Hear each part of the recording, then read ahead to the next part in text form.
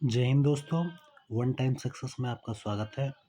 आशा करता हूँ कि आप सभी ठीक हो गए और बढ़िया ढंग से अपनी तैयारी को कर रहे होंगे। ये हमारे जीके की नेक्स्ट क्लास है।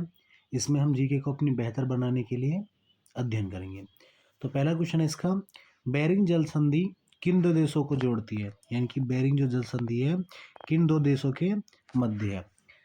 रूस और यूएसए, कनाडा, ग्रीनलैंड, बंगाल की खाड़ी, अंडमान निकोबार, यूरोप और अफ्रीका। तो इसका सही जवाब होगा बेरिंग जल संधि किन दो देशों को जोड़ती है? रूस और यूएसए को जोड़ती है। तो इसका सही जवाब होगा ऑप्शन नंबर ए। अगर हम कनाडा और ग्रीनलैंड, तो हमारा डोबियस डोबियस जल संधि किन को जोड़ती है? कनाडा और ग्रीनलैंड के बीच में डोबियस है। बंगाल की खाड़ी और अंडमान निकोबार में कौन सी आपकी? डंकन। डंकन पास कहाँ पे है आपका? बंगाल की खाड़ी और अंडमान निकोबार पे है। यूरोप और अफ्रीका को जिब्राल्ट जल संधि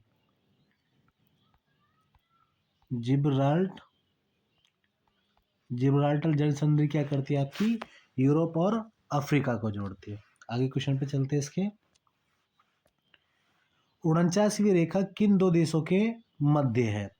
उत्तर कोरिया, दक्षिण कोरिया, रूस, पोलैंड, यूएसए, कनाडा, जर्मन या पोलैंड। देखो, उत्तर कोरिया और दक्षिण कोरिया के मध्य है हमारी 38वीं रेखा। 38वीं रेखा कहाँ पर हमारी? उत्तर कोरिया, दक्षिण कोरिया, रूस और पोलैंड के बीच में है हमारी हिंडनबर्ग। हिंडनबर्ग कहाँ है हमारा? रूस और पोलैंड के बीच में। और 49वीं जो रेखा है हमारी यूएसए कनाडा के बीच में। तो इसका सही जवाब होगा ऑप्शन नंबर सी। जर्मन और पोलैंड जर्मन और पोलैंड के बीच में है हमारी हिंडनबर्ग। हिंडनबर्ग क्या है हमारी? जर्मन और पोलैंड के बीच में। रूस और पोलैंड के बीच में नहीं है, सॉरी, जर्मन और पोलैंड के बीच में। चलते इसके अगले क्वेश्चन पे। भारत ने अपना पहला परमाणु परीक्षण स्माइलिंग बुद्धा कब लॉन्च किया? 1974, 1998, 1975 या 1989? तो भारत का पहला परमाणु परीक्षण किया था 18 मई 1974 में किया था। उस समय की जो प्रधानमंत्री कौन थी? पीएम थी उस समय इंदिरा गांधी। इंदिरा गांधी उस समय पीएम थी। और ये हमने किसकी स्माइली बोंदा 1974 में, 18 मई 1974 को पीएम कौन थी इसकी? इंदिरा गांधी थी। और कहाँ पर किया था? पोखरण राजस्थान में हमने ये किया था अपना परीक्षण। चलते अगले क्वेश्चन पे इसके। कर्नाटक संगीत की त्रिमूर्ति शैली निम्न में से सम्मिलित नहीं है? त्यागराज, मुथुस्वामी, श्यामा शास्त्री या एम एस सुब्बलक्ष्मी? तो इसका सही जवाब होगा option number D. M S Subbulakshmi Carnatic संगीत से तो संबंधित है, लेकिन ये त्रिमूर्ति में शामिल नहीं है। त्रिमूर्ति में कौन कौन है आपके? त्यागराज हो गए, मुथुस्वामी, श्यामा शास्त्री के हो गए। एम एस लक्ष्मी को बताया था मैंने 1998 में क्या मिला था इन्होंने? भारत रत्न मिला था। भारत रत्न पहली महिला संगीतकार है जिन्होंने 1998 में क्या मिला था? भारत रत्न मिला था। तमिलनाडु की रहने वाली है और कर्नाटक म्यूजिक से संबंधित है। टारगेट ऑफ 3 बिलियन बुक्स के लेखक कौन है? झुम्पा लाहिड़ी, एपीजे अब्दुल कलाम, सुधा मूर्ति, चेतन भगत। देखो, चेतन भगत की होगी 400 डेज। सुधा मूर्ति की होगी आपकी डॉलर बहू, बहुत ज्यादा पूछी जाती है। यूपीएसआई आरपीएफएसआई का जो इस बार पेपर हुआ था 12 तारीख में, उसमें भी पूछी गई थी। डॉलर बहू किसकी आपकी? जो सुधा मूर्ति की। APJ Abdul Kalam, target of 3 billion किसकी है?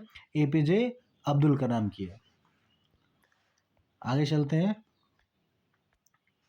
राजा जी किस महानायक का उपनाम है? पंडित मदन मोहन मालवीय, लाल बहादुर शास्त्री, सी राजगोपालाचार्य, डॉक्टर राजेंद्र प्रसाद। देखो, डॉक्टर राजेंद्र प्रसाद को कहते हैं आजाद शत्रु। आजाद शत्रु नाम किसका है? डॉक्टर राजेंद्र प्रसाद का नाम है। पंडित मदन मोहन मालवीय को कहते हैं महामानव। महामानव किसको कहते हैं? पंडित मदन मोहन मालवीय को सी लाल बहादुर शास्त्री को कहते हैं शांति पुरुष। शांति पुरुष नाम किसका है? लाल बहादुर शास्त्री का। और राजा जी किसको कहा जाता है? सी राजगोपालाचार्य को। अगला क्वेश्चन है इसका, खालसा पंथ की स्थापना किस गुरु ने की थी? गुरु अर्जुन देव, गुरु तेग बहादुर, गुरु हरराय या गुरु गोविंद सिंह? तो इसका सही जवाब होगा गुरु गोविंद सिंह। गुरु गोविंद कौन थे? सिखों के 10वें गुरु थे। और खालसा पंथ की स्थापना कब हुई थी? 1699 में खालसा पंथ की स्थापना हुई थी। गुरु गोविंद सिंह का जन्म हुआ था 1666 में, मृत्यु इनकी 1708 में। जन्म हुआ था इनका बिहार में और मृत्यु हुई कि आपकी नांदेड़ महाराष्ट्र में इनकी मृत्यु हुई थी। इनके पिता का नाम था, इनका गुरु तेग बहादुर कौन थे? इनके पिता थे। और माता का नाम था इनका गुर्जरा देवी, इनकी माता का नाम था। और ये गुरु गोविंद सिंह जो थे 10वें गुरु थे और अंतिम गुरु थे। अगले क्वेश्चन पे चलते हैं। देवदासी का नृत्य किस शास्त्रीय नृत्य को कहा जाता है? कथक। देखो कथक का अन्य नाम है लवकुश या लविकुश। किसका नाम है आपका? कथक का हो गया। कुचिपुड़ी, शास्त्रीय या भारतनाट्यम? तो देवदासी का नृत्य किसको कहा जाता है? भारतनाट्यम को कहा जाता है। एक इसका नाम है सादिर। सदिर नाम भी इसका ये है, सादिरट्यम भी के नाम से भी जान जाते हैं। अगले क्वेश्चन पे चलते हैं। पद्मश्री से सम्मानित पहली ट्रांजेस्टर कौन है? मजमा जोगती, किरण सहगल, रंजना गौर या नर्तकी नटराजन? तो पद्मश्री से सम्मानित पहली ट्रांजेस्टर कौन है आपकी? नर्तकी नटराजन है। सही जवाब होगा डी। इन्होंने मिला था 2019 में पद्मश्री मिला था और ये तमिलनाडु की रहने वाली हैं, भारतनाट्यम से संबंधित है। मजम्मा जोगथी को भी पद्मश्री मिला था, ये कर्नाटक म्यूजिक से संबंधित है और इन्होंने पद्मश्री मिला था 2021 में। जोगती संगीत से संबंधित है, कर्नाटक के जोगती म्यूजिक से, जोगती संगीत से। इनका असली नाम है मंजूनाथ सेट्टी, इनका असली नाम है। अगला क्वेश्चन है इसका, मोतियों का शहर किस राज्य को कहा जाता है? हैदराबाद, मैसूर, कालीकट या चेन्नई? चेन्नई को कहा जाता है स्वास्थ्य पूंजी। स्वास्थ्य की पूंजी किसे कहा जाता है? चेन्नई को। हैदराबाद को कहा जाता है मोतियों का शहर। तो इसका सही जवाब होगा option number A.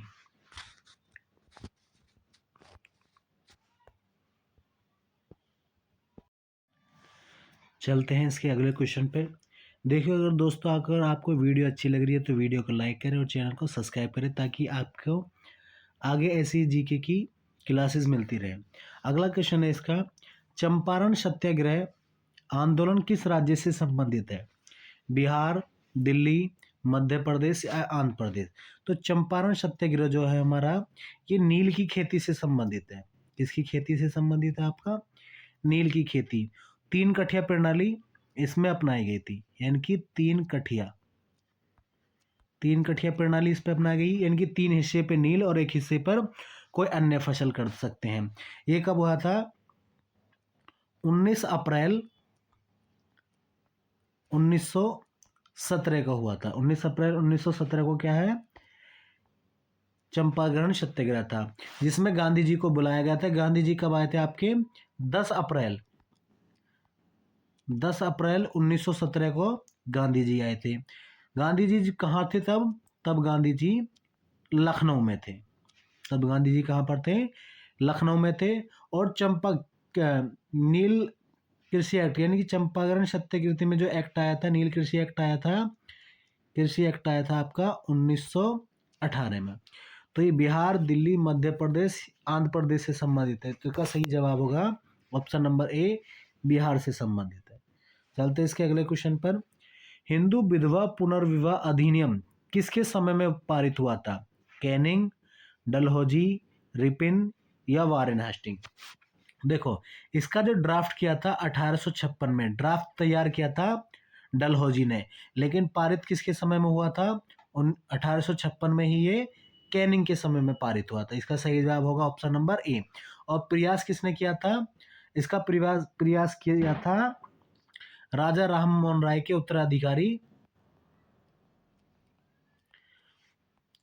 Ishwar Chandra Vidyasagar ने, ईश्वर चंद्र विद्यासागर ने इसका प्रयास किया था। अगले क्वेश्चन पर चलते हैं इसके। भूपर पट्टी में कौन सा तत्व सर्वाधिक मात्रा में पाया जाता है? ऑक्सीजन, सिलिकॉन, एल्युमिनियम या लोहा। देखो हम इसे OCl से रख सकते हैं, OCl। ऑक्सीजन पाया जाता है आपका 43%, सिलिकॉन पाया जाता है 27%, एल्युमिनियम 18% और लोहा पाया जाता है आपका 4%। सॉरी, एल्युमिनियम कितने परसेंट पाया जाता है? 8% और लोहा 4%। तो भूपर पट्टी में कौन सा तत्व सर्वाधिक मात्रा में पाया जाता है? इसका सही जवाब होगा ऑप्शन नंबर ए, ऑक्सीजन। अगला क्वेश्चन है इसका, आलू पोस्ता किस राज्य का प्रमुख व्यंजन है? बिहार का, गुजरात का, पश्चिम बंगाल का या हरियाणा का। देखो बिहार का हो गया आपका लिट्टी चोखा, लिट्टी चोखा कहाँ का है आपका? बिहार का। गुजरात का होगा आपका हाडोवो, हाडोवो कहाँ का हो गया आपका? गुजरात का। हरियाणा का होगा आपका चूरमा।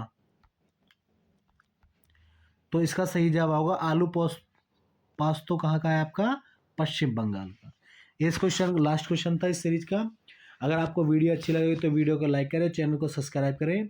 मिलते हैं आपसे अगली क्लास में। जय हिंद, जय भारत।